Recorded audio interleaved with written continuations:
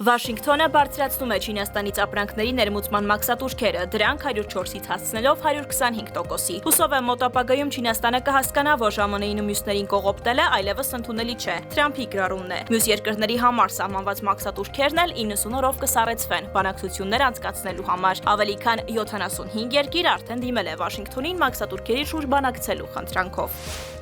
Թրամփը հաջորդ հայտարարությամբ էլ չի բացառել, որ Իրանի դեմ կարող են ռազմական գործողություններ իրականացվել, եթե միջուկային գործարքի հետ կապված խնդիրները չլուծվեն բանակցությունների միջոցով։ Նա հավելել է, այս դեպքում Իսրայելը առաջատար դեր կստանձնի։ Հայտարարել, ԱՄՆ-ն ունի աշխարհի ամենահզոր զենքը, որի մասին ոչ ոք չգիտի։ Մոսկվան ուշադիր հետևում է ԱՄՆ վարչակազմի գործողություններին, որոնք ազդում են համաշխարհային առևտրի վրա եւ վերլուծում է դրանք։ Կրեմլի խոսնակի հայտարարությունն է։